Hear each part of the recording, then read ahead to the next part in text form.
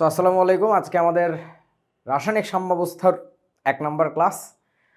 রাসায়নিক সাম্যাবস্থা খুবই জটিল একটা জিনিস। কারণ হচ্ছে এটার অনেক কিছুর স্ট্রেট ফরওয়ার্ড আনসার নাই এবং অনেক জায়গায় আমাদের ধরা খাইতে হবে এবং এগুলো স্বীকার করে নিতে হবে যে আসলে এটার আনসার আমরা জানি না। আমরা জানি না বলতে আমাদের বইতে যেভাবে লেখে এবং আমরা মানুষরাই এখন আসলে অনেক কিছু আবিষ্কার করতে পারি নাই। বেশ কতগুলো জায়গা আছে যেসব জায়গায় সত্যি কথা বলতেছি মানে আসলে মানুষের জানা নাই। It is the way it works, why it works we don't know. But ওইটার সাথে নিয়েই পরীক্ষা ভালো করার একটা ব্যবস্থা করতে হবে আর কি। সো চলেন আমাদের আজকে কি কি দেখতে হবে। প্রথমে দেখতে হবে বিক্রিয়ার ক্রম সম্পর্কিত লেখচিত্র। আচ্ছা, আপনাদের কি মনে পড়ে যে আমি আপনাদেরকে লাস্ট ক্লাসে বাড়ির কাজ বাড়ির কাজ দিছিলাম? দিয়েছিলেন। হ্যাঁ, হুম। তো আপনারা তো সেটা ভুলে গেছেন। আমি সেটা আবার নিয়ে আসছি যে এটা নিয়ে আলোচনা করতে হবে। এটা ফেলে দেওয়া যাবে না, এখান থেকে পরীক্ষা আসতে পারে, কারণ তোমাদের ফুল সিলেবাসের উপর পরীক্ষা হবে ইনশাল্লাহ। আচ্ছা, তারপর উভমুখী বিক্রিয়া, রাসায়নিক সাম্যাবস্থা, মানে এখান থেকে মেইনলি সাম্যাবস্থা শুরু। রাসায়নিক সাম্যাবস্থার শর্ত বৈশিষ্ট্য, প্রকারভেদ, সাম্যাবস্থার গতিশীলতা, আর রাসায়নিক সাম্যাবস্থার নিয়ামক সমূহ। নিয়ামক মানে বুঝো, এই শব্দটা তোমরা আগে শুনছো, নিয়ামক। শুনেছি ভাই। নিয়ামক মানে কি বলো? নিয়ামককে বাংলায় সোজা কথায় বলা যায়, বাংলায় মানে যে ভাষা আমরা বুঝি, কন্ট্রোলার, ভেরিয়েবলস, মানে যেসব বিষয়াদি চেঞ্জ করলে ঘটনাটা চেঞ্জ হয় তারে বলে নিয়ামক। যেমন ধরো আজকে ক্লাসটা কেমন হবে সেটা কিসের উপর নির্ভর করে? এই রুমের তাপমাত্রার উপর কি নির্ভর করে নাকি করে না? করে না। করে ভাইয়া, করে না? করে। করে। আমি যদি করে। আমি যদি বেশি গরমে পড়ে যাই, এই যে দেখছিস না মাঝখানে একদিন ক্যামেরা গরম হয়ে বন্ধ হয়ে গেছিল নাকি তোদের ক্লাসে নাকি এসএসসি 25 এর ক্লাসে, বেশি গরম হলে বোর্ড টোর্ড সব গরম হয়ে গেছে, আমিও পাগল হয়ে গেছি, তাহলে তো হবে না তো। তোদের যখন একেবারে ফেজ 1 শুরু করছিলাম প্রথম দিককার ক্লাসগুলো মনে পড়ে কিনা? আমাদের তখন এসি লাগানো ছিল না স্টুডিওতে আর কি। সো ওইরকম একটা সিচুয়েশন। সো নিয়ামক সমূহ মানে কন্ট্রোলার্স, এইভাবে চিন্তা করো, কন্ট্রোলার্স যেসব বিষয় কন্ট্রোল করে তাদেরকে বলি আমরা নিয়ামক। ওকে, যাই হোক, সো বোঝা যাচ্ছে আজকে সাম্যাবস্থা নিয়ে খালি বাংলা বগর বগর হবে, মানে কোনো অঙ্ক টঙ্ক কিছু নাই, জাস্ট মৌলিক একেবারে কি বলে, মৌলিক আইস ব্রেকিং, একেবারে শুরুটা আর কি। তো গল্পই হবে মূলত। ভাইয়া, হ্যাঁ। ভাইয়া এটা কি ওই লাশ হাতে নেওয়ার নীতির মতো? লাশ হাতে নেওয়ার নীতির মতো। এই অধ্যায়ে আছে আর কি। আমি আমি না লাশ হাতে নেওয়ার নীতিটা ওই ক্লাস 9-10 আমি বুঝি নাই। আমি আচ্ছা, লাস্টে আপনি যে একটা ক্লাস দিয়ে বুঝাইছিলেন আমি ওইটাতেই বুঝছি এটা। আমি কোন ক্লাস নিয়ে বুঝাইছিলাম? শিখতে ও, শিখতে ও আচ্ছা আচ্ছা, ওকে। এটা নিয়ে বুঝাইছিলেন। আমি আপনার এই ক্লাসটার জন্য ওয়েট করেছিলাম যে আমি এটা আপনার ক্লাসে বুঝবো। আচ্ছা, ইনশাল্লাহ হবে, সমস্যা নাই। চলো, সো এখন বিক্রিয়া প্রথম অংশটুকু দেখে ফেলি। এই অঙ্কটাও মনে হয় বাড়ির কাজ দেওয়া ছিল, দেখি পারছেন কিনা, করেন তো। বিভিন্ন তাপমাত্রায় এই বিক্রিয়াটার হার ধ্রুবক নির্ণয় করা হলো। প্রাপ্ত ফলাফল অনুযায়ী এলএন কে ভার্সেস 1/t এর লেখচিত্র অঙ্কন করায় যে রেখা পাওয়া গেল তার ঢাল হচ্ছে এত। বিক্রিয়াটির সক্রিয়ণ শক্তি নির্ণয় করো। একটু মনে করে বলেন তো, এই যে এলএন কে ভার্সেস 1/t এর লেখচিত্র কোন সমীকরণ থেকে আঁকছে? আর্হেনিয়াস। আরহেনিয়াস। তো ইকুয়েশনটা কি ছিল আমাদের? K equals A e to the power minus E A by হচ্ছে আরটি। মনে পড়ে? সো এইখান থেকে আমরা যখন একটা গ্রাফ আঁকতে যাব, গ্রাফে কি থাকবে আমাদের? এক পাশে এলএন কে, এক পাশে 1/t। তাহলে ইকুয়েশনটাকে আগে একটু মানুষ করে নেওয়া লাগবে। আমি কিন্তু অনেকবার দেখাইছি, এটা আরও একবার দেখাচ্ছি। তাহলে বোথ সাইডে এলএন নিলে এলএন কে ইকুয়াল টু, এখানে আমি একবারে লিখি, এখানে আসবে হচ্ছে মাইনাস ই এ বাই হচ্ছে আর ইন্টু 1/t প্লাস হচ্ছে আসবে এলএন এ। এটা কি বোঝা গেছে? বোঝা না? বুঝছি ভাইয়া। আচ্ছা, তাইলে বলেন এবার এটাকে কোন অক্ষে রাখবো আমরা? ওয়াই অক্ষে, কারণ তিনি একা একা আছেন। এটাকে আমরা রাখবো কোন অক্ষে? এক্স অক্ষে, কারণ তিনি এই যে এই চেহারার মধ্যে পড়ছেন। তাহলে এই পুরো জিনিসটা আমাদের কি হয়ে যাবে? এটা হবে হচ্ছে আমাদের স্লোপ এম, আর এইটা হবে হচ্ছে আমাদের সি। তাহলে আমাদের গ্রাফটা কেমন হবে? মূলবিন্দুগামী হবে নাকি হবে না? হবে না। হবে না। পরের প্রশ্ন কি করতে হয় নিজের কাছে? মূলবিন্দুর, বাম দিকে যেতে হবে? হ্যাঁ হ্যাঁ মুরব্বী, মূলবিন্দুর উপর দিয়ে যাবে নাকি নিচে দিয়ে যাবে, এই প্রশ্নটা করতে হবে না নিজের কাছে? উপর দিয়ে যাবে, উপর দিয়ে যাবে। কিভাবে বুঝলাম? কারণ এই ছেদক অংশটা পজিটিভ। হ্যাঁ, প্লাস সি আছে আর কি। ওকে, তাহলে এক্স অক্ষে থাকবে হচ্ছে আমাদের 1/t, আর ওয়াই অক্ষে থাকবে হচ্ছে আমাদের এলএন কে। এটা নিয়ে গ্রাফ আঁকলে মূলবিন্দু দিয়ে যাচ্ছে না, মূলবিন্দুর উপর দিয়ে যাচ্ছে, এই যে প্লাস সি আছে তাই। তারপরের প্রশ্ন হচ্ছে ডানে কাত হয়ে থাকবে নাকি বামে কাত হয়ে থাকবে সেটা বলেন। এম এর ভ্যালুটা কি? বামে কাত হয়ে থাকবে। নেগেটিভ, তার মানে বামে কাত হয়ে থাকবে। বামে কাত মানে স্থূলকোণ বুঝাচ্ছি। সো বামে ওদিকে কাত হয়ে আছে মানেই হচ্ছে রেখাটাকে আমি এইভাবে আঁকতে পারি, ঠিক আছে তো? আচ্ছা, সো এবার বলেন এই রেখার ঢাল কত হবে আমাদের? Minus E a divided by R. তাহলে অ্যাকর্ডিং টু দ্য কোয়েশ্চেন, প্রশ্ন মতে আমাদের এখানে কি বলছে, ওরা যে স্লোপটা পাইছে সেই স্লোপটা কত? ওদের পাওয়া স্লোপটা হচ্ছে মাইনাস ই এ বাই আর। এইটার ভ্যালুটা হচ্ছে কত কত কত? মাইনাস 1.2 10⁴। তাহলে এবার আর এর ভ্যালু দিয়ে গুণ করে দিলেই শেষ। তাহলে ই এ এর মানটা পাবো আমরা, এই মানটার সাথে গুণ হবে হচ্ছে আর এর মান। এখন একটু মনে করে বলো আর এর কোন মানটা ব্যবহার করার কথা? SI 8.314। এসআই পদ্ধতিতে 8.314 joule per mole per kelvin. So এখান থেকে যে মানটা আসবে আমাকে একটু বলেন তো এই মানটা কোন এককে আসবে? কোন? জুল পার মোল। এইখানে থাকবে কিন্তু জুল পার মোল এককে। কারণটা হচ্ছে এইটার একক কি ছিল? কেলভিন। ওই যে কে লেখা আছে, এটার একক ছিল হচ্ছে কেলভিন, আর এইটার একক ছিল joule per mole per kelvin. So kelvin per kelvin কাটাকাটি যাবে, তাহলে এখানে থাকবে কিন্তু জুল পার মোল এককে। এবং তোমাদের মনে আছে নিশ্চয়ই লাস্ট কয়েকটা ক্লাসের কথা, সক্রিয় শক্তির একক আসলেই জুল পার মোল। কিলো জুল পার মোলেও প্রকাশ করা যায়, বাট এটা আসতেছে হচ্ছে জুল পার মোলে। সবাই বুঝছেন? বুঝছি ভাইয়া। বুঝলাম, বাচ্চা জিনিস। এই একই জিনিস, ঘোড়ার ডিম করবা, তবে এখানে একটু ডিফারেন্স আছে কিন্তু। এখানে বলছে হচ্ছে লগ কে। হ্যাঁ, সো আগের যে গ্রাফটা আঁকছি আমরা সেই গ্রাফটাকে যদি একটু কপি করে নিয়ে যাই, ডিফারেন্সটা কোথায় আসবে বলেন তো আমাকে একটু। এলএন কে এর জায়গায় আমরা এখন নিচ্ছি হচ্ছে লগ কে। তাহলে বলো ডিফারেন্সটা কি হবে? ঢালে একটা চেঞ্জ আসবে। সেই ঢালের চেঞ্জটা কি? আমাদের ইকুয়েশনটা কি ছিল জানি? L N K equal to minus E A by R into 1/t plus হচ্ছে এলএন এ। এখন এই সব কিছুকে লগে কনভার্ট করতে হবে। সো এখন আমাকে একটু বলো তো মনে করে এলএন কেটাকে আমরা যদি লগ কে লিখতে চাই তাহলে এখানে যেন একটা কি আসে, মনে আছে? কি আসবে? একটা সংখ্যাতে গুণ করতে তো বলে গেছি সংখ্যাটা। সেই সংখ্যাটা হচ্ছে 2.303, মনে আছে? এলএন কে কে লগ কে লেখা যায়, জাস্ট সামনে 2.303 লেখা লাগে। ইরফান মনে পড়ছে? আচ্ছা, সো এখন এইখানে একটা 2.303 আসতো, আবার এইখানে একটা 2.303 আসতো। আমি সব লগে কনভার্ট করতেছি। তাহলে এখন উভয় পক্ষে যদি আবার আমরা 2.303 দিয়ে ভাগ করে যদি দিতাম তাহলে তখন কি আসতো? তখন লেখা যাইতো log K is equals minus E a divided by 2.303 R into 1/t plus হচ্ছে লগ এ। কেউ বোঝো নাই আমার কথা? বুঝছি ভাইয়া। তাহলে হালকা একটু চেঞ্জ আসছে, তেমন কোনো চেঞ্জ না। সো লগকে এটা আবার বসাবো ওয়াই অক্ষে, এইটাকে বসাচ্ছি আমরা এক্স অক্ষে। তাহলে এই জিনিসটুকু হচ্ছে আমাদের স্লোপ, আর এইটা হচ্ছে আমাদের সি। তাহলে কাহিনীটা কি হবে? এইখানে একটু চেঞ্জ আসবে, আর কে সাইডে চাপায় দিয়ে 2.303 এইখানে গুণ হবে। আচ্ছা, এখন কথা হচ্ছে তার মানে বলো এই রেখাটা কি আর একটু খাড়া হয়ে গেল নাকি আরো শুয়ে পড়লো, কোনটা? মারা হয়ে গেল, ঢালের মানটা বেড়ে গেছে। মানটা বেড়ে গেছে নাকি কমে গেছে? মানটা নেগেটিভ হিসেবে বেড়েছে, মানে তো কমেছে। আচ্ছা, এই মারামারিগুলো নিজেরা করবা, আমি আর কিছু বলতেছি না। এইটা নিয়ে তোমাদের একটা প্রশ্ন করতাম আমি আর কি, তো মানে পরীক্ষা নিলে যে খাড়া হবে নাকি আরো হেলে পড়বে আর কি, জাস্ট বলে রাখলাম, ঠিক আছে? নিজেরা ভাববা যে কি হবে আসলে এখানে। এই আমার আর করতে হবে এটা একই অঙ্ক? না ভাইয়া। ওকে, ঠিক আছে। এবার আসেন প্রথম ক্রম বিক্রিয়ার জন্য। আমি কি দেখাইছিলাম এগুলো নাকি দেখাই নাই? এইটা দেখাইছিলেন। ও, এটা দেখাইছিলাম। এগুলো বাসার কাছে দিয়ে দিছিলাম। আচ্ছা, এই যে ln a - x versus t, কার জন্য? এটা প্রথম ক্রম বিক্রিয়ার জন্য। সো প্রথম ক্রম বিক্রিয়ার ইকুয়েশন কি ছিল মনে পড়ে আপনাদের? বলেন তো কি?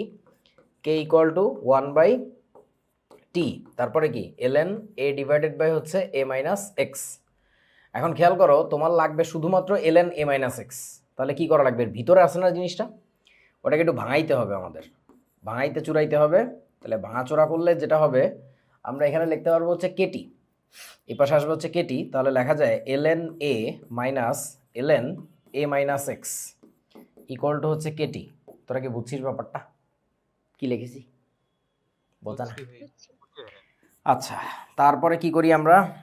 এই বস্তুটাকে একা করে ফেলতে চাই, আমার ইচ্ছা হয়েছে তাই, তুমি চাইলে অন্য কিছুও করতে পারো। তাহলে এখানে আমরা লিখবো হচ্ছে ln a minus x equal two, বলেন কি হবে? কেটির সামনে কি একটা মাইনাস আসবে না?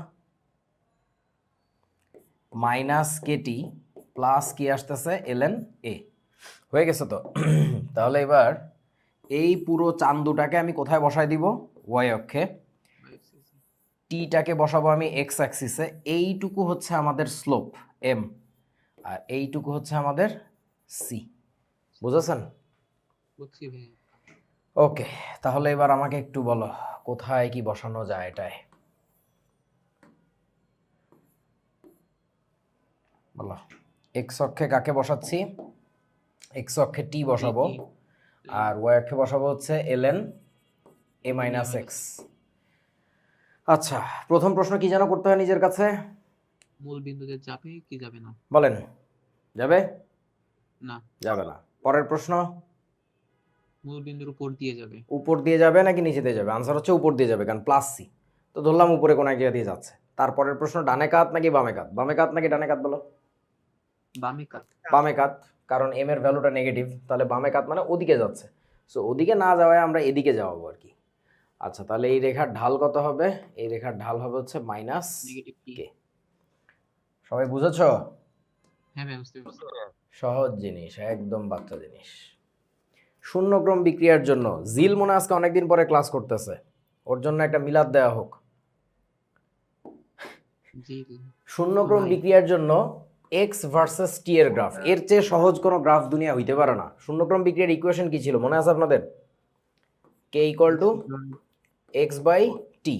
যদি এই গ্রাফ ইকুয়েশনগুলো মনে না থাকে তাহলে কিন্তু গ্রাফ আঁকা যাবে না, মুখস্থ করে কাজ হবে না। আচ্ছা, তারপরে কি হবে তো বোঝাই যাচ্ছে, x versus t. So x আর টি এক পাশে চলে গেছে, দুই পাশে নিয়ে গেলেই হয়ে যাবে। তাহলে আমরা কি লিখবো? এক্স ইকুয়াল টু আসবে হচ্ছে আমাদের কেটি, এটি শেষ। এটাকে রাখবো কোন অক্ষে? ওয়াইতে।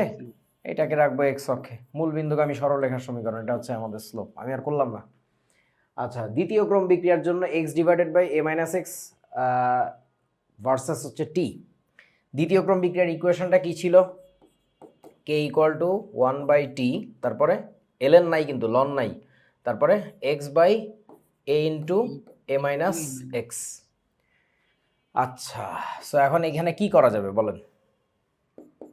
কোনটাকে কোন পাশে নিয়ে যাবে বলো? টিটাকে তো ডেফিনেটলি ও পাশে নিয়ে যেতে হচ্ছে কেটি। তাহলে আমাদের কি থাকবে? X divided by a into a minus x equal to হচ্ছে কেটি। এখন আরও একটা কাজ করা উচিত, সেটা হচ্ছে এই এটাকে ওই পাশে পাঠানো উচিত। তোরা বুঝিস নাই? বুঝেছি।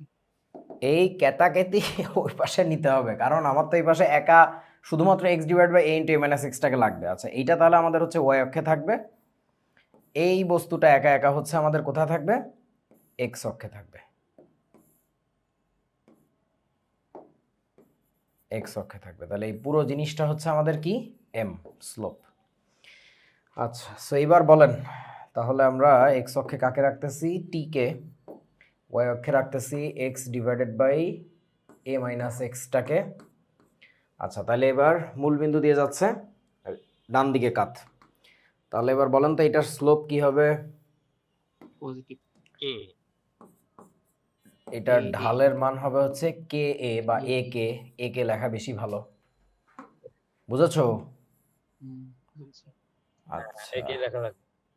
এ কে লেখা ভালো, কারণ কি তোমাদের মনে আছে কে এ বলে আর একটা জিনিস আছে, ওইটার সাথে পেঁচায় ফেলাবা। কে এ বলে একটা ব্যাপার আছে, এই অধ্যায়ের মধ্যে আমরা পাবো, অ্যাসিডের বিয়োজন ধ্রুবক বলো এটাকে। ওকে, সো এইখানে একটা ব্যাপার তোমাদেরকে একটু বলি, আমার মন চাইলেই আমি যে এটাকে এই পাশে গুণ করতে পারছি, ব্যাপারটা আসলে তা না। কেউ বলতে পারবা কোন শর্তে আমি গুণ করতে পারছি? মানে এটা একটা ধ্রুবক, এই জন্য আমরা গুণ করতে পারছি। মানে ঢাল ব্যাপারটা আমরা যেটা বলি, এই রেখার ঢাল এই বিন্দুতে যা, এই বিন্দুতে তা, এই বিন্দু, প্রতিটা বিন্দুতে অসীম পর্যন্ত গেলেও কিন্তু একই, ওই মান চেঞ্জ হওয়া যাবে না। সো ঢাল বলতে তুমি যাকে বসাও, সে যেন অবশ্যই কনস্ট্যান্ট একটা জিনিস হয়, যে ওই গোটা সমীকরণের তুমি যতই যা করো না কেন এর মান তো আসলে চেঞ্জ করতে পারবে না। বিক্রিয়া শুরুর সময় যে অ্যামাউন্ট নিয়ে বিক্রিয়া শুরু করছো ওটা তো কনস্ট্যান্ট। তুমি আমাকে বলো প্রাসের গতিপথের যে সমীকরণ তোমরা লেখো সেই সমীকরণে কনস্ট্যান্টকে, সেই সমীকরণে বিশেষ দুইটা কনস্ট্যান্ট থাকে, একটা হচ্ছে ভি নট আর একটা কি জি না। জি এর মান সব জায়গাতে একই, আর ভি নট মানে কি, মানে যে বেগে তুমি ছুঁড়ে ফেলছো, মানে আদিতে যে বেগে থ্রো করছো ওইটা তো আর গতিপথে চেঞ্জ করতে পারবে না। যদি চেঞ্জ করতেই হয় তোমার নতুন আর একটা প্রাস হয়ে যাবে। তোরা কি বুঝছিস আমার কথা? বুঝছি ভাইয়া। ওকে, গেল। চলেন, এইটা কি দ্বিতীয় ক্রম বিক্রিয়ার জন্য a মাইনাস এক্স ভার্সেস টি, পারবেন আপনারা? জি ভাইয়া। পারলে তো করেই ফেলতেন আপনারা। আচ্ছা, এটা আসলে পারা যাবে না, আমি একবারে বলে দিচ্ছি। এগুলো এটা তোমরা কি সম্ভব না? তোমরা পেঁচাইলে তখন আমি আনসার দিলে মজা হইতো। প্র্যাকটিস তো করো নাই, চেষ্টা করো নাই। হ্যাঁ এইটা প্র্যাকটিস করছি বাট এটা মানে করতে পারিনি। হ্যাঁ, তা বলো তো না, তোমরা অনেক কিছু মিস করতেছো, এগুলোর সাথে আলোচনাগুলো অনেক মজার আর কি। যাই হোক, এটা সম্ভব না আর কি, এটা এই গ্রাফটা আঁকা সম্ভব না। কেন সম্ভব না? ইমন ওই যে ঢাল যে ভাইয়া বের করতেছিলাম ওই ঢালের ভিতরে একটা ভ্যারিয়েবল চলে আসতেছিল। তো ঢালের ভিতরে যে ভ্যারিয়েবল চলে আসে তাহলে তো আসলে একটা মানে গ্রাফ আঁকতে গেলে একটু ঝামেলা হয়ে যাচ্ছে। রাইট, ঝামেলা হয়ে যাচ্ছে মানে এটা সম্ভব না, এটার গাণিতিক ভিত্তি আরো ভিতরে অনেক মজার মজার ব্যাপার আছে। যাই হোক, ইমন বুঝাই দিও ক্লাসে, আমি জাস্ট বলে দিলাম এটা সম্ভব না আর কি, ঠিক আছে? ওকে চলেন, সো বিসমিল্লাহ করি আমরা এবার রাসায়নিক সাম্যাবস্থায়। এই যে তিনি সাম্যাবস্থায় আছেন, তোমাদের এক বন্ধু। এখন আমাকে একটা প্রশ্নের উত্তর দাও এখনই। এই ছেলেটা এইখানে সাম্যাবস্থায় অর্থাৎ ব্যালান্স করে থাকতে গেলে এই তক্তাটা সবসময় কি প্যারালাল টু গ্রাউন্ড থাকতে হবে না? বলো তো, জি হ্যাঁ ভাইয়া। তাই তো? হুম। হ্যাঁ। জি ভাই।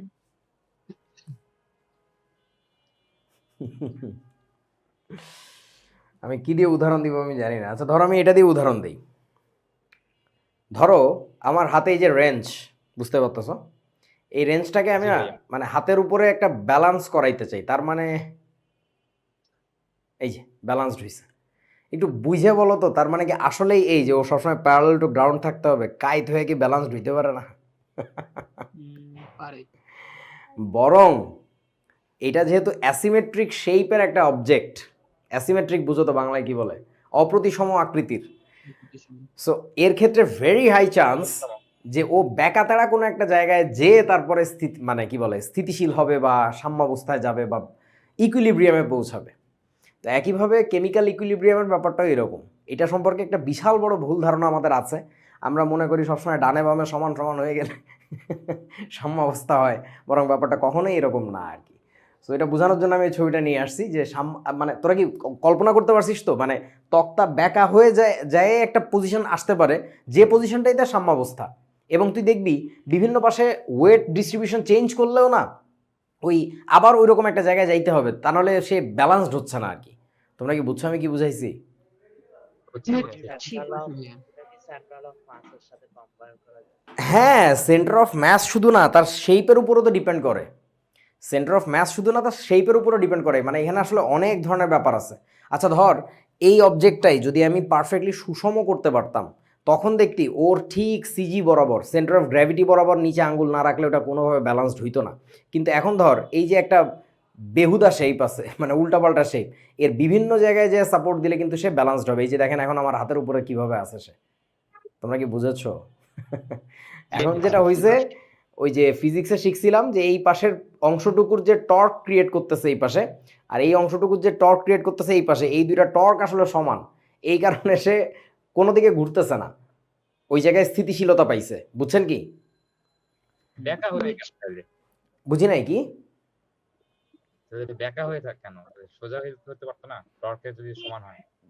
অনেক রকমই হইতে পারতো আসলে, মানে এখন তো ফিজিক্সের দিকে যাওয়া যাবে না। এখানে ঘর্ষণেরও তো ব্যাপার জড়িত আছে, কত কিছু যে আছে, আমি তো যেখানে আঙ্গুল দিয়ে বাঁধায় রাখছি।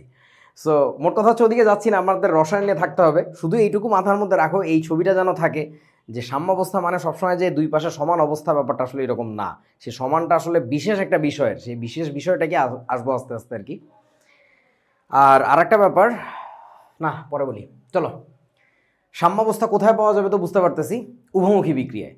যদি কোনো বিক্রিয়া উভমুখী না হয় তার ক্ষেত্রে কি সাম্যাবস্থা পাওয়া যাবে? The answer is no. এইবারের কথা হচ্ছে দুনিয়ার সব বিক্রিয়াই নাকি উভমুখী নাকি একমুখী, কোনটা বলো? সব বিক্রিয়ায় উভমুখী। উভমুখী। সব বিক্রিয়া আসলে উভমুখী, কিন্তু সমস্যা হচ্ছে যদি তাই হয়ে থাকে তাহলে বলো তো বাবা, সোডিয়াম হাইড্রোক্সাইড আর HCl এই দুইটা মিশাইলে তো আমরা জানি সোডিয়াম ক্লোরাইড আর পানি হয়, এই বিক্রিয়াও কি উভমুখী? বলেন। হ্যাঁ এই ভাইয়া। কোশ্চেনটি এই বিক্রিয়া যদি উভমুখী হইতো রে আব্বা, তাহলে তো বিপদ ছিল। আমি যদি লবণ খাইতাম, লবণ খাইয়া তো পানি খাইলে মরেই যেতাম। এই যে দেখো, লবণের সাথে পানির বিক্রিয়ায় অ্যাসিড আর ক্ষার হইতো পেটের মধ্যে, অ্যাসিড মারতেছে একদিক দিয়ে, ক্ষার মারতেছে আর একদিক দিয়ে, মারিয়ে ফেলতো আমাকে। আসলে ঘটনাটা কি বলেন? এই বিক্রিয়া কি উভমুখী কিনা? সাম্যাবস্থা একবারে উৎপাদের দিকে অনেক কাছে। আসলে এই বিক্রিয়ার ফরওয়ার্ড টেন্ডেন্সি অনেক বেশি, ব্যাকওয়ার্ড টেন্ডেন্সি সেই তুলনায় অনেক কম। তোমরা কি চিহ্নটা দেখতে পাচ্ছ? পিচ্ছি একটা চিহ্ন দিছি। ব্যাকওয়ার্ডে আসে খুবই কম, মানে অলমোস্ট আসে না বললেই চলে। ওইখানে আমাদের যেটা হয় যে সম্মুখের তুলনায় পশ্চাৎ বিক্রিয়ার অনুধাবনযোগ্য হয় না, মানে আমাদের ফিল করার মতো হয় না। এই জন্য আমরা বলি যে এই বিক্রিয়াটা আসলে পশ্চাৎমুখে যায় না। এটা হচ্ছে 1 নাম্বার আনসার, যে কিছু বিক্রিয়াকে কেন একমুখী বলে মনে হয়। দ্বিতীয় আনসারটা হচ্ছে শোনেন, প্রত্যেকটা বিক্রিয়া ঘটার জন্য কতগুলো শর্ত থাকে আমরা পড়ছি না? তাপমাত্রা লাগে, কোনো কোনো বিশেষ মানে বিভিন্ন বিক্রিয়া বিশেষ তাপমাত্রা লাগে, চাপ লাগতে পারে, প্রভাবক লাগতে পারে। তোরা কি বুঝছিস আমার কথা? সো এই বিক্রিয়াটার যে পশ্চাৎমুখী অংশটা, সেইটার যে কন্ডিশনগুলা, বিক্রিয়ার শর্তগুলো, অর্থাৎ তাপমাত্রা, চাপ, প্রভাবক, অমুক তমুক যা আছে, সেগুলো না আসলে আমাদের কাছে জানা নাই। যদি জানা থাকতো তাহলে অ্যাপ্লাই করলে ওই বিক্রিয়াও পেছনে আসতো। বুঝতে পারছিস কি? যেমন তোমরা শুনছো অনেক বিক্রিয়া ঘটানোর জন্য কিন্তু বৈদ্যুতিক স্ফুলিঙ্গ লাগে, ওই যে ইলেকট্রিক্যাল স্পার্ক দিতে হয় ভিতরে। সো আমরা আসলে জানি না যে এই বিক্রিয়াটা পেছনে আনার জন্য কি দিতে হয়। এবং তোমরা যদি তড়িৎ রসায়ন যখন পড়তে যাবা তখন আমি দেখাই তোমাদেরকে, মানে এটা বইতেও লেখা আছে, কেউ বলে না কেন জানি না, আমি হঠাৎ একদিন অবজার্ভ করছিলাম, আরও অনেকে করতে পারে। সেটা হচ্ছে যে এই বিক্রিয়াকে আসলে রিভার্স করানো যায়। বলে রাখতেছি, দেখি তড়িৎ রসায়নের সময় কারো মনে পড়ে কিনা, যে এই বিক্রিয়াকে আসলে এর ভিতরে তড়িৎ চালনা করলে এই বিক্রিয়া পেছনে আসে, এইসব জিনিসই তৈরি হয়। বুঝেছ? ভাইয়া তাহলে ভাইয়া প্রকৃতিতে কি এইটা এই এই ব্যাকওয়ার্ড রিঅ্যাকশন ঘটে? Possible? প্রকৃতিতে তো ওরে কেউ কারেন্ট দিতেছে না, কেউ কারেন্ট দিতেছে? যদি কারেন্ট দেয় তাহলে ঘটবে। জোরপূর্বক একটা প্রসেস, ওইটা প্রকৃতিতেও সেম না। রাইট, মানে আমরা প্রকৃতিতে এটা ঘটতে দেখতেছি না আর কি, ন্যাচারালি ঘটতেছে না। আমরা যদি ফোর্সফুলি ঘটাইতে চাই তাহলে একরকম ঘটাইতে পারি আর কি। ওকে, যাই হোক। সাগরের পানিতে ঠাড়া পড়লে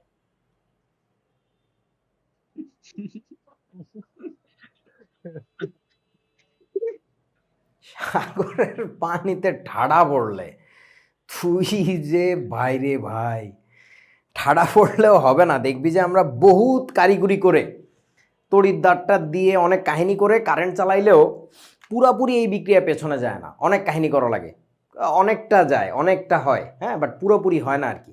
সো তো ঠাড়া পড়লে ওখান থেকে ইরফানের জন্ম হইতে পারে, কিন্তু এখানে এই বিক্রিয়া পিছনে যাবে না আর কি। আর ভেবে দেখ, সব বিক্রিয়ায় যদি আমরা পিছাইতে পারতাম ন্যাচারালি, তাহলে কিন্তু কোনো মানুষ মারা যাইতো না, ক্যান্সার হইলেও সুস্থ করে ফেলা যেত। বোঝো নাই মনে হয় কিছু? কারণ ওইগুলো তো আসলে একটা স্পেসিফিক কেমিক্যাল রিয়াকশন। আমি মাঠে কাজ করতেছিলাম, ঠাডা পড়ে মরে গেলাম, ইরফান এসে বললো ছুমন্তর ছু, আরিফ তুই উঠে যা। আমি উঠে গেলাম, কারণ ও জানে ছুমন্তর ছু দিলে এই বিশেষ বিক্রিয়া, ঠাডা পড়ার বিক্রিয়া রিভার্স যায়। হ্যাঁ, ওই বিক্রিয়াগুলো তো আমরা জানি না যে কী করলে রিভার্স যাবে আর কি। ওকে, সো আমাদের দুইটা ঘটনা থাকবে, একটা হচ্ছে ফরওয়ার্ড রিয়াকশন, সংক্ষেপে লিখতেছি, আর উল্টা দিকে আসার ঘটনাকে আমরা বলবো ব্যাকওয়ার্ড রিয়াকশন। ওকে, সো এবার বলেন সাম্যাবস্থায় আমরা কখন পৌঁছাবো? দেখেন তো কি লেখছে, কোনো উভমুখী বিক্রিয়ার যে অবস্থায় সম্মুখ ও পশ্চাৎ বিক্রিয়ার গতিবেগ সমান হয়, এই যে এই সময় হচ্ছে সাম্যাবস্থা প্রাপ্ত হয়। কি হয়? সম্মুখ ও পশ্চাৎ বিক্রিয়ার গতিবেগ সমান হয়। তার মানে বোঝো, যে গতিতে সামনের দিকে যাচ্ছিল সেই একই গতিতে কি হয় বলেন তো, পেছনের দিকে আসতে থাকে। বুঝেছো? হ্যাঁ, তোমাদের বিক্রিয়ার গতির কথা মনে আছে? বিক্রিয়ার হার বা বেগ। হ্যাঁ, এই সময় কি যে হারে উৎপাদটা তৈরি হচ্ছে ওই একই হারে কি মানে উল্টো দিকে উৎপাদ তৈরি হবে? Right right, Same rate? একই গতিতে, একই গতিতে যদি এরকম হয় তখনই তাকে আমরা রাসায়নিক সাম্যাবস্থা বলি আর কি। আচ্ছা, অর্থাৎ দুটি বিপরীত বিক্রিয়ার একই সময় একই হারে ঘটতে থাকে সেই অবস্থাকে রাসায়নিক সাম্যাবস্থা বলে। আচ্ছা, এবার আরো কিছু কথাবার্তা আছে এখানে আর কি। হ্যাঁ, বলো। তাহলে যদি কোনো একটা বিক্রিয়া সাম্যাবস্থায় যায় তাহলে তো ওটা দিয়ে আমাদের কোনো কাজ নেই। মানে ধরো আমি একটা ফ্যাক্টরিতে রয়েছে, তো আমার কোনো একটা উৎপাদ তো দরকার। তো আমার ওই বিক্রিয়াটা যে সাম্যাবস্থায় চলে যায়, হুম। আমি এক পাশে দিচ্ছি, অন্য পাশে তো সেই যা দিচ্ছে তাই তো চলে আসছে, তাহলে আমার লাভ কি হলো?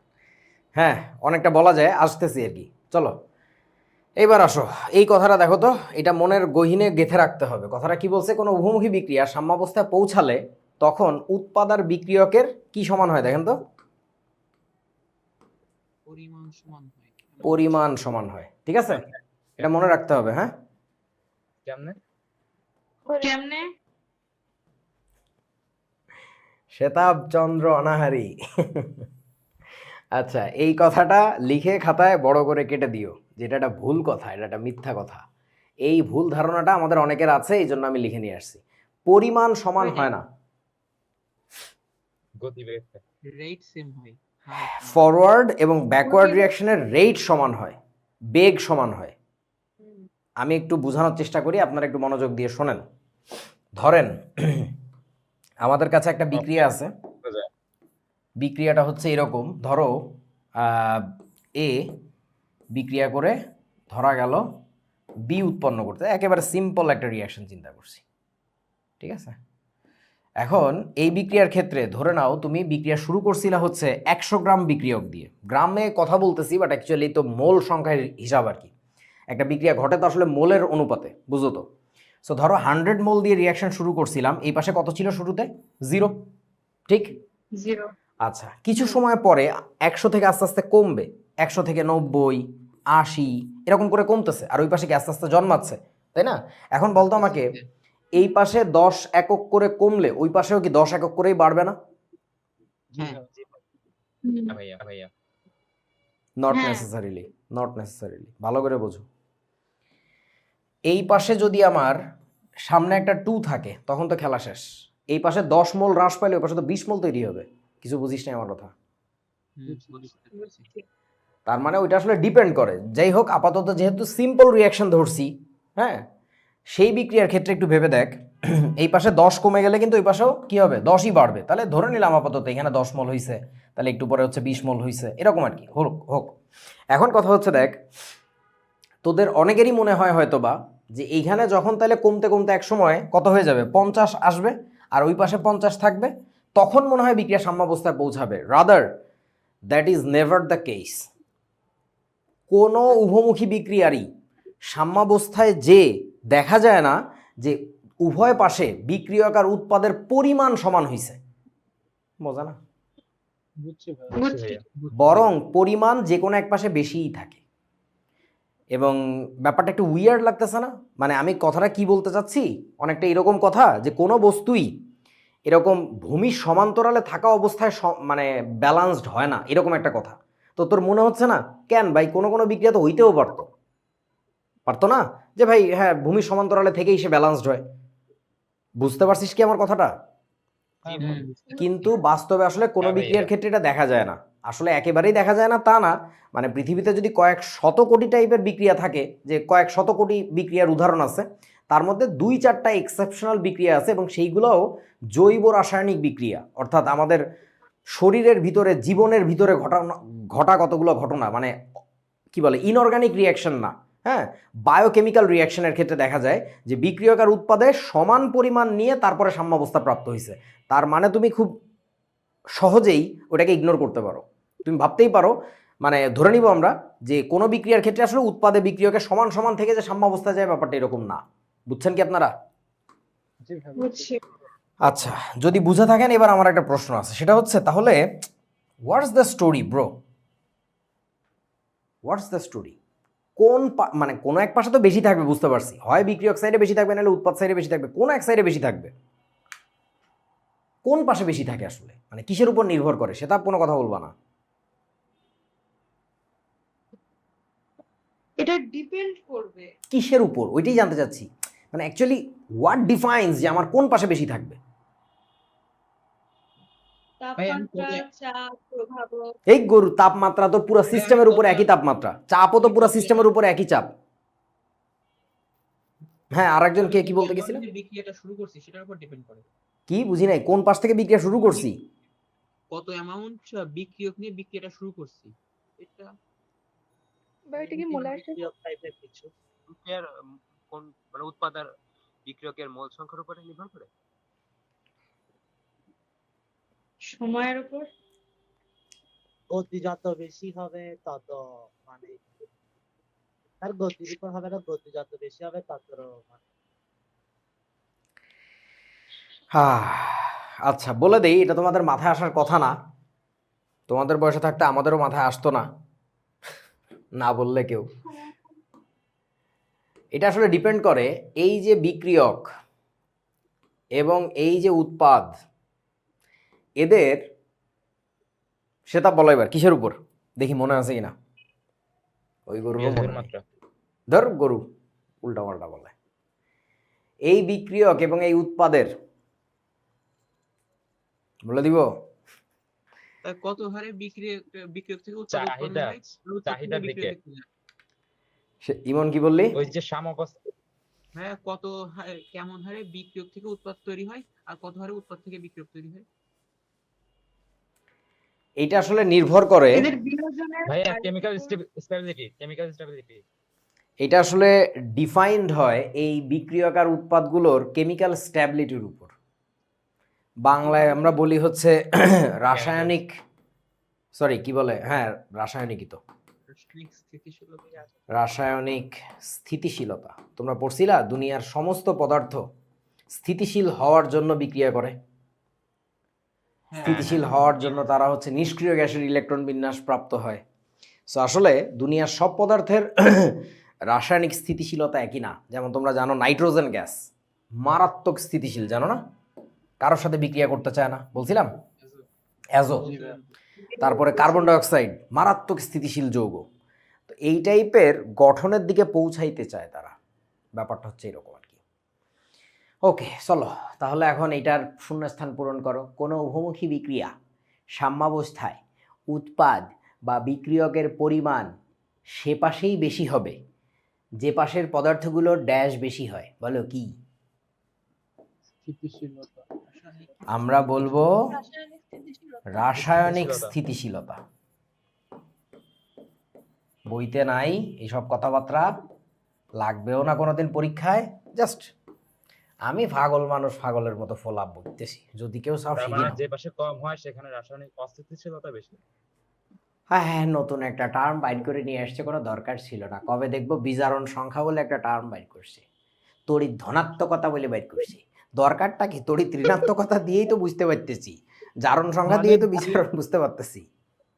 ভাইয়া যেটা স্থিতিশীলতা কম সেটা স্থিতিশীল হওয়ার জন্য আবার উৎপাদ থেকে বিক্রিয়কে পরিণত হয়, এরকম কি? হ্যাঁ মানে ব্যাপারটা বুঝাই, শোন, ধর বিক্রিয়াটা এরকম, এ প্লাস বি বিক্রিয়া করে ধরেন সি প্লাস ডি তৈরি করে।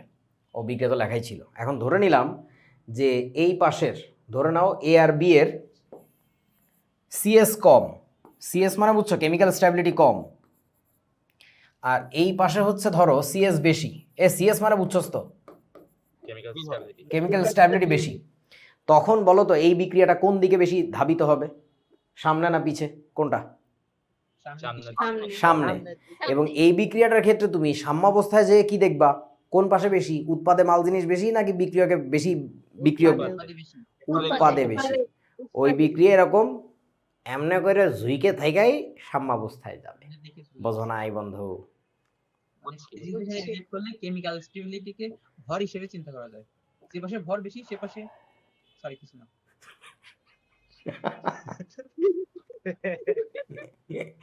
ইমন, তোকে পিটানোর জন্য আমি একটা এই দেখ এই লম্বা লাঠি নিয়ে আসছি। হ্যাঁ, এটা দিয়ে আমি এটা দিয়ে আমি তোকে এইখান থেকে পিটাইতে পারবো। তার না, এটা মানে দিয়ে কি গলা ভাইয়া? চাপে ধরিয়ে, না এটা দিয়ে গলা চাপে ধরতে পারবে। সোডিয়াম হাইড্রোক্সাইড আর হাইড্রোক্লোরিক অ্যাসিডের থেকে পানি আর লবণের মানে স্থিতিশীলতা কম, কম না মারাত্মক বেশি, গাধা? মারাত্মক বেশি। বুঝেছেন? ওকে, এবার আমাকে একটু বলো তো তাহলে, একটা প্রশ্নের উত্তর দাও দেখি পারো কিনা। আমি একটা বিক্রিয়া দিলাম তোমাদেরকে, N2O4 নাইট্রোজেন টেট্রাঅক্সাইড এটা একটু বিয়োজিত করা যায় চাইলে, তাপ দিলে বিয়োজিত হয়। বিয়োজিত হয়ে কি তৈরি করে জানো? এরকম তৈরি করে আর কি, নাইট্রোজেন ডাইঅক্সাইড। সো এখন আমাকে একটু বলো তো, এই বিক্রিয়ার ফরওয়ার্ড টেন্ডেন্সি বেশি হবে নাকি ব্যাকওয়ার্ড টেন্ডেন্সি বেশি হবে? মানে এই বিক্রিয়ার সাম্যাবস্থায় গেলে কি উৎপাদে বেশি উৎপাদ পাবো নাকি বিক্রিয়কে বেশি পাবো? বলো। বিক্রিয়কের বেশি উৎপাদ বেশি পাবো। আচ্ছা, তোমরা কি জানো যে আলাদা আলাদা অণু হচ্ছে তাই। যে এইটা আসলে মনোমার, এটা জানো? হুম, এইটা হচ্ছে মনোমার, আর এইটা কি বলেন তো? ডাইমার। ডায়মন্ড। সো ব্যাপারটা একটু বোঝ যে এই যে NO2 একটা যৌগের যা যা বৈশিষ্ট্য থাকা লাগে এ কিন্তু অলরেডি তাই, মানে ওটা কিন্তু একটা সেলফ সাফিসিয়েন্ট কম্পাউন্ড, বুঝছিস আমার কথা? স্বয়ংসম্পূর্ণ একটা যৌগ, তা হওয়া সত্ত্বেও সে তারই মতো আরেকজনের সাথে যুক্ত হয়ে ওরই মতো আরেকটা অণুর সাথে কানেক্টেড হয়ে তারপরে N2O4 ফর্ম করে বসে আছে, এটাকে আমরা বলি ডাইমার। সো তার মানে বোঝা যাচ্ছে না, মনোমার অণুগুলোর ভিতরে কোনো একটা ঝামেলা থাকে, কোনো একটা অস্থিতিশীলতা থাকে, যে কারণে সে একা থাকতে পছন্দ করে না, ওরই মতো আরেকজনের সাথে যুক্ত হয়ে সে একটা বড় অণু গঠন করে থাকে। তাহলে বলেন তো, মনোমারগুলো বেশি স্থিতিশীল হয় নাকি ডাইমারগুলো বেশি স্থিতিশীল হয়? ডাইমারগুলো ডাইমারগুলো। ডাইমারগুলো অলওয়েজ বেশি স্থিতিশীল হয়, ট্রাইমার হইলে আরো বেশি স্থিতিশীল হয়, পলিমার হইলে মারাত্মক স্থিতিশীল হয়। তোরা কি বুঝছিস বাবা আমার কথা? বুঝছি। হ্যাঁ ভাইয়া। সো তাহলে যে কোনো এরকম বিক্রিয়া যদি দেখো যে ডাইমার টু মনোমার রিয়াকশন, তার ক্ষেত্রে অলওয়েজ খেয়াল রাখবা যে এই ডাইমার সাইডে বেশি প্রোডাক্ট মানে বেশি মাল জিনিস রেখেই বিক্রিয়াটা সাম্যাবস্থায় পৌঁছাবে আর কি। অর্থাৎ আমি যেভাবে বিক্রিয়াটা লিখছি, এই বিক্রিয়ার বলতে হবে সম্মুখ প্রবণতা খুবই কম, অর্থাৎ NO2 সাইডে যেতে চাবে না। ওই NO2 সাইডে থাকতে পারলে তো আর জীবনে কোনোদিন ডাইমার গঠন করতো না। তোরা কি বুঝছিস বাবা? বুঝছি ভাই। হ্যাঁ ভাইয়া। এরকম বিক্রিয়া অনেক আছে, ধরো Al2Cl6 দেখছো? হ্যাঁ ভাই। শুনছো না? অ্যালুমিনিয়াম ক্লোরাইড ডাইমার গঠন করে। সো এটা বেসিক্যালি একটা ডাইমার। তো এটার মনোমার কি? AlCl3। সো তাইলে বলেন এই বিক্রিয়ার ক্ষেত্রে একই কাহিনী হবে নিশ্চয়ই, বুঝতে পারছো? Al2Cl6 সাইডে বেশি থাকবে, ওই পাশে যাবে হচ্ছে কম, এই আর কি। যাই হোক, হইলো, মেলা আলোচনা হইছে ভাই। চলো মোট কথা ফাইনাল মানে সামারাইজ করি। ওই যে কথাগুলো বলছি একটাও কাজে লাগবে না পরীক্ষার জন্য, তোমার কনসেপ্টের জন্য বলছি। তোমার পরীক্ষা যেটা কাজে লাগবে, যখন সম্মুখ বিক্রিয়ার হার আর পশ্চাৎ বিক্রিয়ার হার সমান হয় তাকে আমরা বলি হচ্ছে সাম্যাবস্থা। বুঝেছো? বুঝছি। তার মানে আর একটু কথা একটু বলে আসি, আমি বলতে ভুলে গেছিলাম। ধর এই বিক্রিয়া দিয়ে বুঝাই, এটা দিয়ে বুঝাই। ধরে নিলাম বিক্রিয়ার শুরুতে এই পাশে আমার কাছে ছিল হচ্ছে 100 মোল আর এই পাশে ছিল 0, একটু পরে এখানে কমতেছে, ওইখানে একটু বাড়তেছে। দেখা গেল যে এই পাশে আমার এসে ধরো কথার কথা যে 90 মোলে ঠেকছে, আর ওই পাশে ততক্ষণে কত মোল হবে বলেন তো আমাকে একটু, মানে এগুলো যদি সব মোল নাম্বার হয় বলো তো। 0 + 20। এই পাশে কিন্তু 20 মোল হবে, এটা কি বুঝো? হ্যাঁ মানে ভাইয়া। এই পাশে মাত্র 10 মোল হ্রাস পাইলে ওখানে কিন্তু 20 মোল তৈরি হবে আর কি। হোয়াটএভার, এই অবস্থায় বিক্রিয়াটা সাম্যাবস্থা প্রাপ্ত হয়েছে যদি এমন হয়, তাহলে এটা ছিল আমাদের টাইম 0, এটা ছিল আমাদের ধরো টাইম 15 মিনিট। কথার কথা এই বিক্রিয়া 15 মিনিট পরে সাম্যাবস্থায় পৌঁছায়। তাহলে 15 মিনিট টাইমে আমাদের কাছে এই পাশে 90 মোল আছে আর এই পাশে 20 মোল আছে। এরপরে তুই যদি আধা ঘন্টা পরে বিক্রিয়ার পাত্রের কাছে যাস, যে কি দেখবি বলতো? এই পাশে এখনো 90 আর ওই পাশে কি আছে? 20 আছে না? জি জি। ভাই। তার মানে কি বিক্রিয়াটা চুপ করে বসে আছে? না ভাই, মানে না। চলছে। চলতেছে। এখনো যদি প্রতি সেকেন্ডে এমন হয়ে থাকে যে 200টা অণু ভেঙে ভেঙে ওই পাশে যাচ্ছে, তাহলে ওই পাশ থেকে আবারও কি হচ্ছে বলুন তো? 400টা অণু ভেঙে এই পাশে আসতেছে। 400 টাকা মতো আসছে। বুঝতে পারছিস তো? সো আলটিমেটলি ওই অ্যামাউন্টগুলো শিফট হচ্ছে না, অ্যামাউন্টগুলো লকড হয়ে গেছে আর কি। বোঝা গেছে তো সবার কাছে নাকি? হ্যাঁ ভাই। সো এই জন্য আমরা বলি, 90 মোল থেকে না 10 মোল দিতে পারবে, এটা আপনি 20 মোল। জোরে বল ইরফান, বুঝি নাই। আপনি এখান থেকে 100 থেকে 10 মোল গেলে রাইট সাইডে আর 10 মোল থাকবে না, আপনি 20 মোল কেমনে লিখছেন? কারণের 1 মোল বিয়োজিত হইলে তো 2 মোল তৈরি করে, সো 10 মোল বিয়োজিত হইলে তোর 20 মোল তৈরি করবে, বুঝিস নাই? ও আচ্ছা আচ্ছা আচ্ছা। ওরে গরু রে, কি বিপদ। আচ্ছা হইল, তার মানে রাসায়নিক সাম্যাবস্থা একটা কি মানে ডেড কন্ডিশন নাকি ডাইনামিক কন্ডিশন, কোনটা? গতিশীল। গতিশীল, ডাইনামিক। Condition। আচ্ছা, সো এবার আসো, এই জিনিসটা আমি রিসেন্টলি দেখলাম প্রচুর পরিমাণে ভর্তি পরীক্ষা পর্যন্ত আসে এই জিনিসগুলো আর কি। রাসায়নিক সাম্যাবস্থার শর্ত কন্ডিশনস, সাম্যের স্থায়িত্ব, এই কথার মানে কি? তোমাদের জন্য যে বইটা আমি লিখেছি তাতে খুব সুন্দর করে লেখা আছে, 5-7 লাইন একটা কথা, আমি জাস্ট মুখে একটা বলে দিই। বিক্রিয়া যদি একবার সাম্যাবস্থায় পৌঁছায় ওই অবস্থাটা স্থায়ী হবে যদি না তুমি সাম্যাবস্থার যে নিয়ামকগুলো অর্থাৎ সাম্যাবস্থার যে কন্ট্রোলারগুলো তার কোনোটাকে চেঞ্জ করো। যদি চেঞ্জ না করো ওই সাম্যাবস্থা সারা জীবন ওইভাবেই থাকবে, অর্থাৎ ওই পাশে ওই যে 90 আর এই পাশে 20 নিয়েই সারা জীবন এমনি চাই থাকবে। তোমরা বোঝো নাই? বুঝছি। এইটাকে বলে সাম্যের স্থায়িত্ব, স্ট্যাবিলিটি অফ ইকুইলিব্রিয়াম। উভয় দিকে সুগম্যতা মানে কি? মানে হচ্ছে ভাইয়া সাম্যের স্থায়িত্ব আর একবার বুঝিয়ে দেন। আচ্ছা, মানে ভাইরে ধর এই বিক্রিয়াটা সাম্যাবস্থায় একবার পৌঁছায় গেছে, তাইলে কি হয়েছে? তুই যে দেখলি এই পাশে 90 মোল আছে আর এই পাশে 20 মোল আছে, এইভাবে সাম্যাবস্থায় পৌঁছায় গেছে।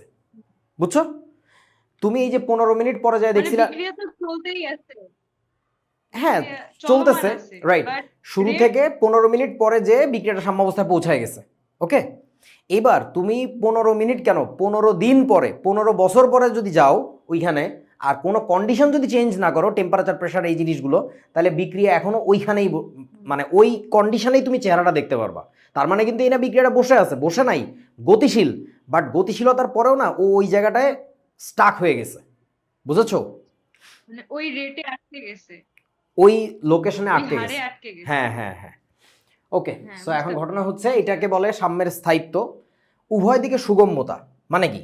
ধরো আমি যদি একটা বিক্রিয়া বলি যে PCl3 আর ক্লোরিন এই দুইটা মিশাইলে তোমরা জানো বিক্রিয়া উভমুখী হয়। এখানে কি তৈরি করে? PCl5। সো তুই যদি এই বস্তু দুইটা মিশাস পাত্রের মধ্যে, তাহলে বিক্রিয়া করে দেখা যায় কিছুটা PCl5 তৈরি করে, তারপরে সামনে পিছনে সুইংইং করে, অর্থাৎ সাম্যাবস্থায় পৌঁছায় এক সময়। তার মানে আমি এই দুইটা বিক্রিয়ক দিয়ে শুরু করে সাম্যাবস্থায় পৌঁছাইতে পারি। আবার তুমি যদি পাত্রে এই দুইটা না মিশায়া কি করছো বলো তো, এইটাকে যদি মিশাইতা, মানে এইটাকে রেখে যদি তাপ দিতা, তাহলে দেখতা যে এইটা আবার ভেঙে এই দুইটা তৈরি করতেছে, একটু পরে দেখতে এই দুইটা আবার বিক্রিয়া করে ওদিকে যাচ্ছে, অর্থাৎ আবারও সেই সাম্যাবস্থায় পৌঁছাইতো। তুমি বিক্রিয়ক দিয়েও কাজ শুরু করে সাম্যাবস্থায় পৌঁছাইতে পারবা, আবার উৎপাদ সাইড থেকেও শুরু করতে পারবা, মানে সাম্যাবস্থাতেই যাবে আলটিমেটলি। তোমরা কি বোঝেছো? বুঝছি। এই ঘটনাটাকে আমরা বলি হচ্ছে উভয় দিক থেকে সুগম্যতা, অর্থাৎ ওই জায়গাটাতে সে যাবেই। মানে ব্যাপারটাকে তুই ফিজিক্যালি ভাবে ভাবতে পারিস। ধর আমার এই বস্তুটার ব্যালান্সের জায়গাটা হচ্ছে, ধরে নেওয়া গেল এইটা হচ্ছে ব্যালান্সের জায়গা। তার মানে তুই এই পাশ থেকে যাত্রা শুরু করে গুতাইতে গুতাইতে ওইখানে গেলেও সাম্যাবস্থা আসবে এক সময় আলটিমেটলি, আবার ওই পাশ থেকে আসলেও আসা যাবে, যে কোনো সাইড থেকে আসা যায়। বুঝেছো? আচ্ছা, পরের কথা কি বলছে? বিক্রিয়ার অসম্পূর্ণতা, ইনকমপ্লিটনেস অফ রিয়াকশন।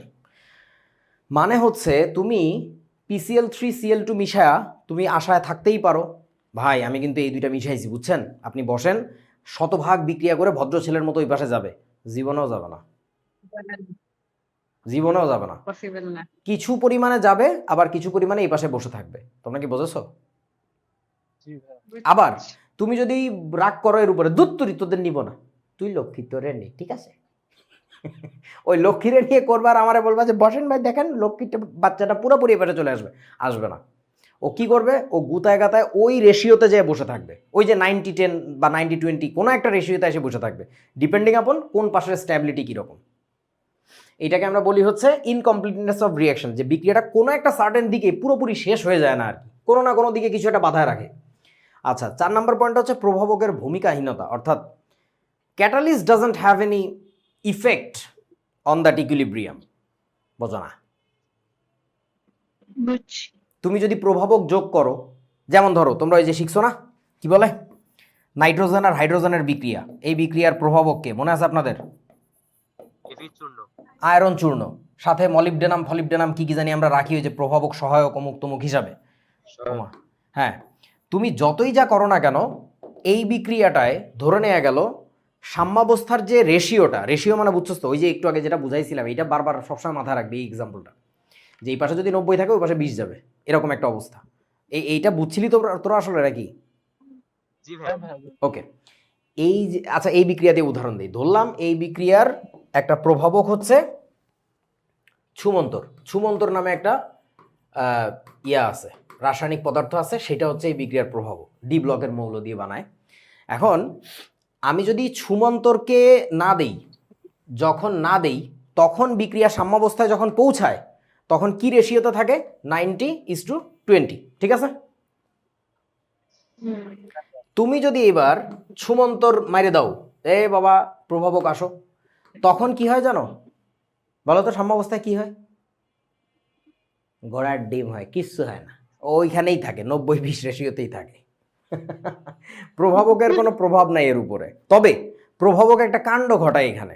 সেই কাণ্ডটা কি ঘটায় জানো? সেই কাণ্ডটা হচ্ছে তাড়াতাড়ি যাবে। সাম্যাবস্থায় আগে পৌঁছাইতেছিল, এই যে এটাকে আমরা বলি টিইকিউ। ইকিউ মানে বুঝছো তো, ইকুইলিব্রিয়ামে পৌঁছার টাইম। এইবার যে তোমার টিইকিউটা হবে, সেই টিইকিউ এর নতুন একটা নাম দেওয়া লাগবে। এটাকে আমরা বলবো হচ্ছে টিইকিউ ছুমন্তর। এটার মানটা হয়তো বা 10 মিনিট হবে, তাড়াতাড়ি পৌঁছায় নিয়ে দিবে। বাট সাম্যাবস্থায় এখনো ওই একই রেশিওতেই আছে। তোরা কি বুঝছিস বাবা? হ্যাঁ, বুঝছি। বুঝছি ভাইয়া। সামনের অবস্থানে পৌঁছাতে সহায়ক করে এই প্রভাবকটা। সাম্যাবস্থানে পৌঁছাইতে সহায়তা করে প্রভাবক, কিন্তু সাম্যের অবস্থান বদলায় না। সাম্যের অবস্থান মানে বুঝছস তো, ওই যে 90-20 যে রেশিওটা, ওইটা চেঞ্জ করবে না, ওইটা করতে পারে না সে। ওই যে ব্যাপারটা এভাবে চিন্তা কর, ধর তুই এই পাশ থেকে আঙ্গুল দিয়ে দিয়ে ব্যালান্সের জায়গাটা খুঁজতেছিলি, খুঁজতে খুঁজতে এই যে ভাই পাইছি এইখানে ব্যালান্সের জায়গা। সরি। এখন ঘটনা হচ্ছে এইখানে আসতে যে ধরে নিলাম আমার আঙ্গুলটা একটু বাঁধতেছিল, সো তুমি একটু স্মুথ করার জন্য কি করছো, একটু পিচ্ছিল করে নিছো। যে ঘর্ষণের একটা ব্যাপার আছে, তুই যদি তেলটাকে ব্যবহার করিস তাহলে যেটা হবে, তুই হয়তোবা ওই জায়গাটাতে পৌঁছাবি তাড়াতাড়ি, কিন্তু ওইটাই ব্যালান্সের জায়গা, ওই ওই জায়গাটাতেই যাইতে হবে। কেউ বোঝে না? বুঝছি ভাইয়া। ঠিক আছে, এখন আমি তো বলছি নষ্ট হয়ে গেছে। মাসের পয়েন্ট কখনো চেঞ্জ হবে না। ওই রেশিও চেঞ্জ হবে না, ওই জায়গাটা চেঞ্জ হবে না আর কি। ওকে, কারণ কি আবারও মনে করে দিচ্ছি, ইকুইলিব্রিয়ামের ওই যে রেশিওর জায়গাটা, that is defined by the chemical stability of that materials. ওই পদার্থগুলোর রাসায়নিক গুণাগুণের উপর নির্ভর করে, ওইটা তো কোনোভাবেই অন্য কিছু দ্বারা নির্ধারিত হওয়ার কথা না, ঠিক আছে? ওকে, এইটাকে বলে হচ্ছে প্রভাবকের ভূমিকাহীনতা। আশা করি বুঝিয়েছেন। চলো কোথায় আসি? এ কি, ওরে বাবা এত কথা কিভাবে আমি পড়তে পারি? রাসায়নিক সাম্যাবস্থার বৈশিষ্ট্য, এগুলো হচ্ছে রাসায়নিক সাম্যাবস্থার শর্ত, কন্ডিশনস, এটাকে বলে কন্ডিশনস। আর এগুলো হচ্ছে প্রপার্টিজ, হ্যাঁ, বা বৈশিষ্ট্য। যদিও এখানে শর্ত বা বৈশিষ্ট্য লাগা হয়েছে, একটু কেটে দিও। আচ্ছা কেটে দিই, যে কেটে দিছি, শর্ত এটা। ওকে, চলো আমরা একটু রিডিং পড়ি, পড়লে অনেক কিছু বুঝতে পারবো এখানে। কোনো বোরিং লাগতেছে আজকের ক্লাস, এটাই। আগামী ক্লাস থেকে দেখবি মজা কারে বলে। কার জানি মাইকে একটু শব্দ হচ্ছে। আচ্ছা, কোনো রাসায়নিক বিক্রিয়া তখনই সাম্যাবস্থায় পৌঁছায় যখন বিক্রিয়াটি কোথায় করা হয় দেখেন তো? আবদ্ধ পাত্রে। আবদ্ধ মানে আবদ্ধ, ক্লোজড কন্টেইনার। আচ্ছা, এই কথাটা যদি একটু কনফিউজিং এবং মিসলিডিং, তারপরেও বলা হয়, কারণটা হচ্ছে অধিকাংশ উভমুখী বিক্রিয়া আমরা দেখি যে কোনো না কোনো একটা উপাদান হয়তো বা গ্যাসীয় থাকে। সো যদি আমি খোলা পাত্রে করতাম তাহলে ওই গ্যাসটা উড়ে চলে যেত, তাহলে তো আর বিক্রিয়া পেছনের দিকে আসতো না। বুঝতে পারছিস তো? হ্যাঁ ভাইয়া। ওকে, আবদ্ধ পাত্রে বলতে ক্লোজড সিস্টেমে করা লাগে, ওইখান থেকে কিছু লিভ করতে পারবে না আর কি। আচ্ছা, 2 নাম্বার কি বলছে? এটি আসলে গতিশীল সাম্য, অর্থাৎ ওই যে যেটা বলতেছিলাম বারবার, যে সাম্যাবস্থায় পৌঁছাইছে মানে কিন্তু এই না যে থেমে গেছে, থামে নাই, রানিং। অর্থাৎ বিক্রিয়াটি বাইরে থেকে মনে হবে স্থির, কিন্তু আসলে উভয় দিকেই ঘটছে সমান গতিতে। 3 নাম্বার কথা কি বলছে? বিক্রিয়ার উভয় দিক থেকে সাম্যাবস্থায় পৌঁছানো যায়, এটা তো আগেই বলছি। বিক্রিয়ার অসম্পূর্ণতা, অর্থাৎ বিক্রিয়কের শতভাগ উৎপাদ বা উৎপাদের শতভাগ বিক্রিয়কে পরিবর্তিত হতে পারে না। বুঝতে পারছো? বুঝছি ভাইয়া। ওকে, বুঝছি ভাইয়া। 5 নাম্বার পয়েন্ট কি বলছে? সাম্যাবস্থায় বিক্রিয়ক ও বিক্রিয়াজাত উৎপাদ, পদার্থে মানে বিক্রিয়াজাত মানে উৎপাদ আর কি, পদার্থের এইটা ভুয়ো বই থেকে নেওয়া, তো ল্যাঙ্গুয়েজ একটু কেমন জানি। পদার্থের সংযুক্তি অনড় থাকে, এইটা খুব গুরুত্বপূর্ণ একটা কথা। অনড় মানে নড়ে না, চেঞ্জ হয় না, কম্পোজিশন একই থাকে আর কি। কথাটার মানে কি বুঝছিস? সাম্যাবস্থায় বিক্রিয়ক এবং উৎপাদের সংযুক্তি অনড় থাকে, ওই যে কথাটা বলতেছিলাম 90-20 যে ব্যাপারটা, ওই রেশিও অলওয়েজ ফিক্স থাকবে আর কি, ওই সার্টেন টেম্পারেচারে। আচ্ছা, প্রভাবকের উপস্থিতি রাসায়নিক সাম্যের পরিবর্তন ঘটাইতে পারে না। দেখছেন, রাসায়নিক সাম্যের পরিবর্তন ঘটাইতে পারবে না, কিন্তু দ্রুত সাম্যে পৌঁছাইতে সহযোগিতা করে। বুঝেছ? পরের কথা কি, তাপমাত্রা, চাপ, পদার্থের ঘনমাত্রার পরিবর্তন উভমুখী বিক্রিয়ার যে কোনো একটির হার বাড়ায় বা কমায়, ফলে রাসায়নিক সাম্য পরিবর্তিত হয়। কথাটার মধ্যে একটু ঝামেলা আছে, আমি এই কথাটা এডিট করব। এটা ওই যে ডিরেক্ট বই থেকে নেওয়া কথা, তো আমি খেয়াল করি না, এই কথাটা পুরোপুরি ঠিক না, মানে এই কথার মধ্যে একটু গ্যাঞ্জাম আছে আর কি। শুধু তাপমাত্রার উপর করে, হুম, বাকিগুলোর উপর করে না। বাকিগুলা কি বলদের মতো লিখে দিছে আর কি, সাম্য পরিবর্তিত হয় না।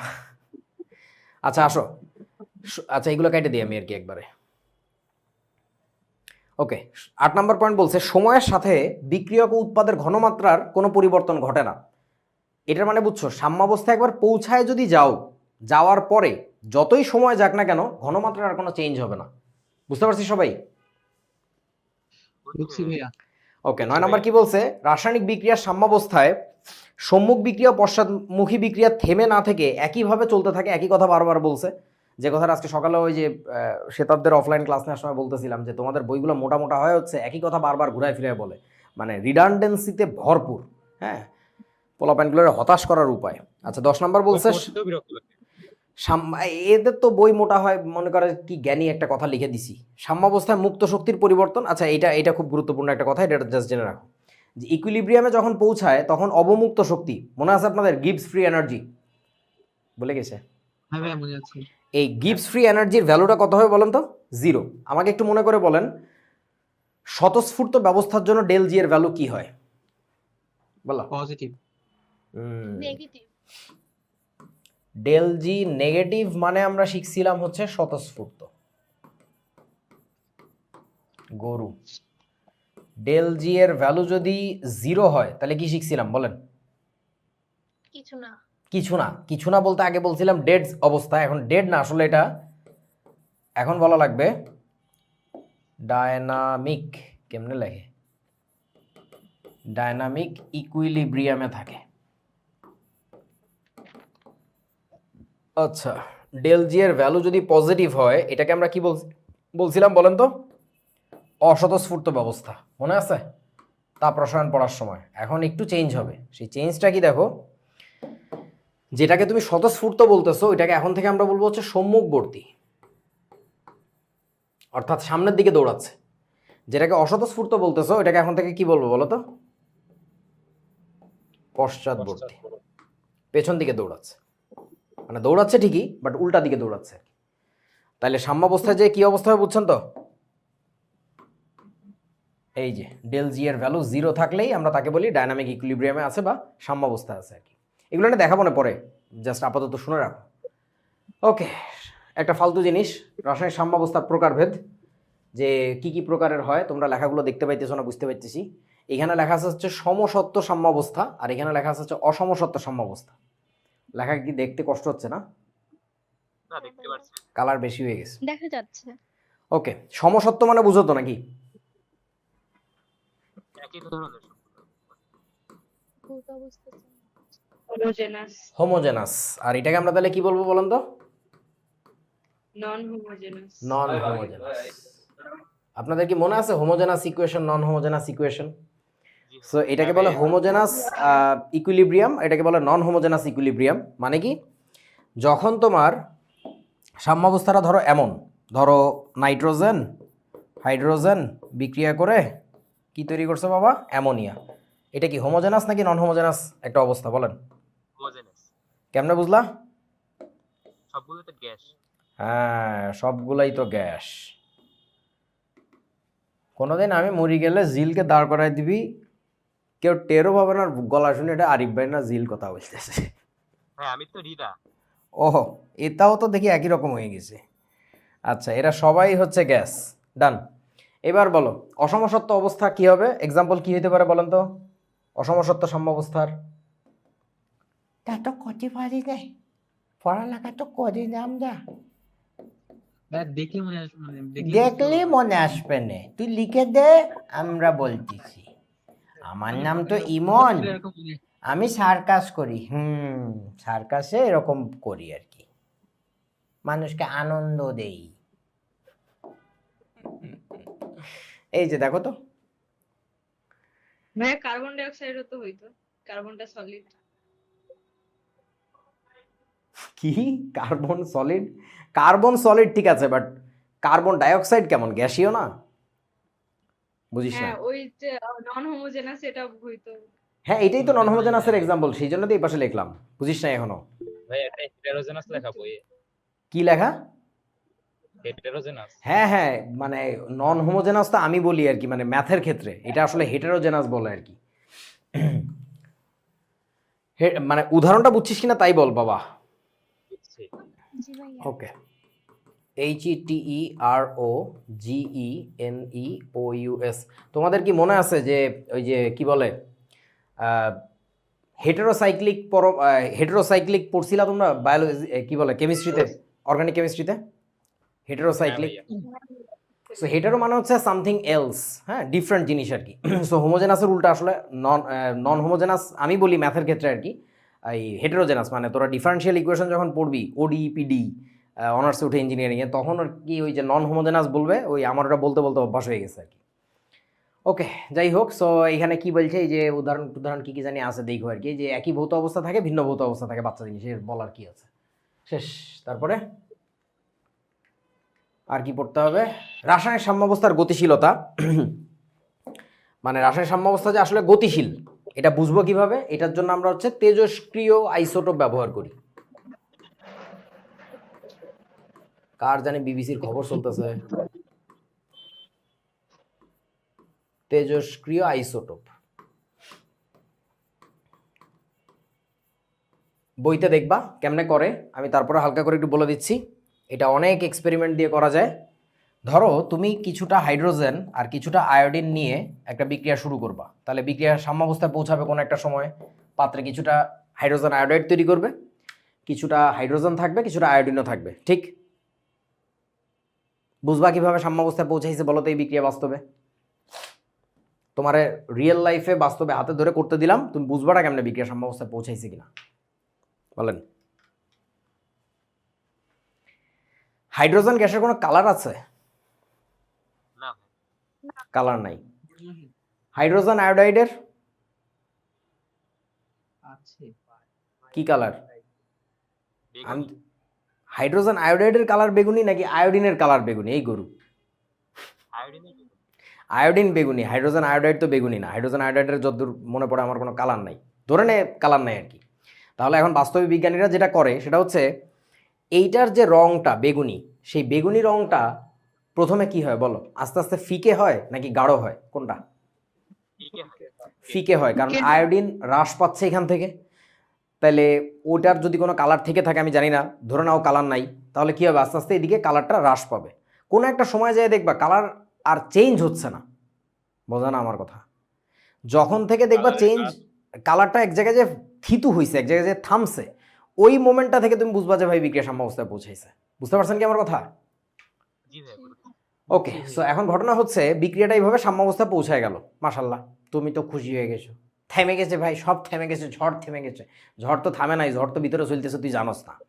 বুঝার জন্য তুমি একটা কাজ করো, এই পাত্রের মধ্যে সামান্য পরিমাণে কি দিয়ে দাও? I star. What is I2 star? এটা মানে বুঝাইছি আমি তেজস্ক্রিয় আয়োডিন, অর্থাৎ আয়োডিনের আর একটা আইসোটোপ দাও। ধরো, বুঝো না এই ব্যাপারটা? মানে কার্বনের তো অনেকগুলো আইসোটোপ আছে, তার মধ্যে একটা হচ্ছে তেজস্ক্রিয় কার্বন আছে, C14 আমরা যেটাকে বলি আর কি। সো ওইরকম আমরা তেজস্ক্রিয় আইসোটোপওয়ালা কিছু আয়োডিন সামান্য পরিমাণে যদি দিয়ে দেই, একটু পরে একটা ম্যাজিক দেখা যায়। কি ম্যাজিক জানো? বলো তো কি ম্যাজিক? কিছু পরিমাণে HI পাওয়া যায় পাত্রের মধ্যে, যে HI এর মধ্যে কি ছিল জানো? ওই যে তেজস্ক্রিয় আয়োডিন চলে আসছে। তোমরা বোঝো নাই মনে হয় আমার কথা। বুঝছি। মানে তুমি আর এক কাজ করো না হয়, এই সিস্টেমের ভিতর থেকে আমি কিছুটা আয়োডিন প্রথমে তুলে নাও, হ্যাঁ, কিছু পরিমাণে আয়োডিন তুমি বের করে নাও আর কি। যে পরিমাণে আয়োডিন বের করছো ওই পরিমাণে তুমি তেজস্ক্রিয় আয়োডিন একই সাথে ঢুকায় দাও। যদি তখন তো তোমার বিক্রিয়া যদি থেমে থাকতো, তাহলে কি তেজস্ক্রিয় HI তৈরি হওয়ার কথা ছিল? না। হওয়ার কথা ছিল না, বাট বাস্তবে আসলে হইতে দেখা যায়। সো এইটা থেকে তুমি বুঝবা যে তুমি মানে বিক্রিয়া আসলে থেমে নাই, বিক্রিয়া কন্টিনিউয়াসলি চলতেছে। ওই যে তেজস্ক্রিয় আয়োডিনগুলো ওরাও ভেঙে HI তৈরি করতেছে, এরকম। ওকে, সো তারপরে চলো, কি এই মাইকের শব্দ হয় কার? ইবনাথ। ওকে, সো এরপরে দেখো রাসায়নিক সাম্যাবস্থা যে গতিশীল, এটা কতবার বোর্ডে আসছে এটা জাস্ট তোমাদেরকে দেখাইতে নিয়ে আসছি। দেখো কত শতবার পরীক্ষা আসছে, ঠিক আছে। সো এই বাংলা কথা ঘোড়ার ডিমের এই কথা বোঝানো হয়েছে অনেকবার, শিখে নিও। তারপরে রাসায়নিক সাম্যাবস্থার নিয়ামক সমূহ বলেন কে? তাপমাত্রা, চাপ, প্রভাবক, ঘনমাত্রা, আয়তন, মোল সংখ্যা কি? তাপমাত্রা, চাপ, ঘনমাত্রা, এই তিনটে শিওর। আচ্ছা, আমি একটু দাগাই। আর কোনো মতামত দিবা কেউ? বলো। সবগুলাই তো। সবগুলাই। গুড গুড গুড, কোনো গ্যাঞ্জাম নাই ভাই, সাম্যের পক্ষে সবগুলাই। আরিফ ভাই যেহেতু লিখে নিয়ে আসছে, যদিও বাংলায় লিখছে, ইংরেজিতে লিখলে আরও বেশি ইমান পোক্ত হইতো, এটা সঠিক, আরিফ ভাই লিখে নিয়ে আসছে। আচ্ছা, রাসায়নিক সাম্যাবস্থার নিয়ামক আসলে ডেফিনেটলি তাপমাত্রা, বইতে যেটা লেখা থাকে আগে ওইটা দাগাই, চাপ, আর কি লেখা থাকে বলেন তো? ঘনমাত্রা। প্রভাবক কিন্তু কোনোভাবেই রাসায়নিক সাম্যাবস্থার কোনো নিয়ামক না, এটা বুঝো।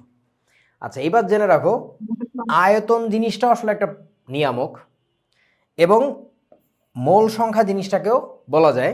তবে এই দুইটাকে আসলে বইতে বলে না, তার কারণটা হচ্ছে কি জানো? এই দুইটা হচ্ছে আসলে ইনডিরেক্ট। আর এই দুটো সিস্টেমের প্রায় সেম, মূল সংখ্যা আর একটু বোঝ, তুই যদি একটা গ্যাসীয় বিক্রিয়া চিন্তা কর, একটা গ্যাসীয় বিক্রিয়ায় আয়তন যদি চেঞ্জ করিস, বড় বা ছোট করিস, সেটা আলটিমেটলি কি প্রেসারে ইফেক্ট ফেলে না? ফেলে। তুমি বেসিক্যালি আয়তন নিয়ে খেলা কইরা কি করছো বোঝো নাই, তুমি আসলে চাপের উপরে প্রভাব ফেলছো। এই জন্য বলছি এটা সরাসরি প্রভাব ফেলে না, এটা ইনডিরেক্টলি ইম্প্যাক্ট ফেলে। বোঝা না আমার কথা? ভলিউম চেঞ্জ করা, Specific না হয়। বুঝি নাই? এটা গ্যাসের জন্য, হ্যাঁ, গ্যাসীয় যদি না হয় তাহলে হবে না, তখন হবে না, ঠিক আছে। বুঝেছো? বুঝছি। আচ্ছা, তারপরে এবার বলো মোল সংখ্যার ঘটনাটা কিসের উপরে প্রভাব ফেলে বলেন তো? মোল সংখ্যা। ঘনমাত্রা। মোল সংখ্যা ঘনমাত্রার উপরও প্রভাব ফেলে, মোল সংখ্যা চাপের উপরও প্রভাব ফেলে। কেন তোমাদের মনে নাই pressure proportional to n, gas dynamics পড়াইছি না? মনে আছে আপনাদের? হ্যাঁ, মনে আছে। সো আসলে এই দুইটাও প্রভাব ফেলে, একেবারে নিয়ামক না তা বলা যাবে না, কিন্তু ওই এই তিনটা জিনিস তাপমাত্রা, চাপ আর ঘনমাত্রা যেভাবে ডিরেক্ট ইম্প্যাক্ট ফেলে, এরা আসলে ডিরেক্টলি কাজ করে, এটা আসলে ইনডিরেক্টলি শয়তানি করে আর কি। ঘষাটি বেগমের মতো আর কি। ওকে, যাই হোক, আশা করি বুঝেছো। এরপরে চলো, এই দেখো শেষ। বললাম না আজকের ক্লাস একেবারে গুঁড়ো। কয়টায় শুরু করছি? 1 ঘন্টা হয়েছে ক্লাস।